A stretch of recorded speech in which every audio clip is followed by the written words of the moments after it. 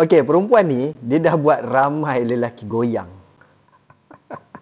Orang lain kan umur 18 tahun tengah tunggu result SPM, tapi dia ni dah kerja dekat JP Morgan Trading Desk untuk handle interbank currency trade. Dan pada waktu itu, dunia memang terkejut. Sebab apa? Jawatan yang penting ni biasanya lelaki yang handle. Tetapi seorang perempuan yang berumur 18 tahun yang dikira masih lagi mentah pegang jawatan penting ni. Namun, beliau telah membuktikan bahawa beliau layak untuk meneruskan dunia trading dan merupakan wanita pertama yang pegang jawatan tinggi dalam industri forex bank besar seusia itu. Beliau tu bukan tak pernah kena reject, pernah je kena pandang rendah.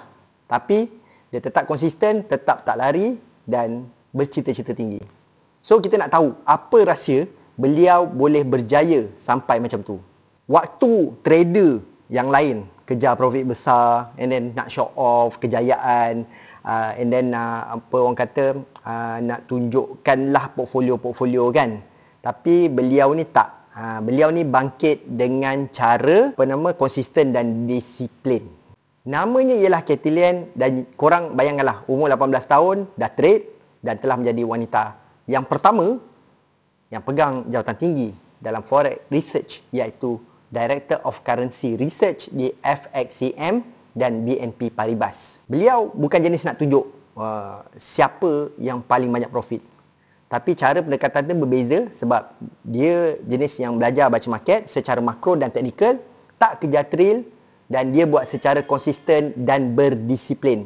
So, setiap pagi dia akan bagi outlook market yang digunakan oleh bank-bank, hedge fund, retail trader seluruh dunia dan menjadi antara yang terawal mengeluarkan analisis harian secara konsisten sebelum benda tu jadi standard untuk semua para trader. So, apa yang beliau buat telah menjadi ikutan para trader yang lain. Kita tengok, kalau kat Malaysia ni, biasanya perempuan dijadikan macam bahan marketing, muka depan untuk invite orang masuk dalam channel dan bukan real trader. Tapi Katie sebaliknya. Katie Lian telah membuktikan kejayaan dalam dunia forex ni tak semestinya lelaki, perempuan pun boleh pergi berjaya dan tak perlu nak show off, tak perlu nak tunjuk hebat ke apa ke, cuma perlu ada ilmu, passion, kesabaran dan disiplin. Kalau korang dapat sesuatu, cuba komen.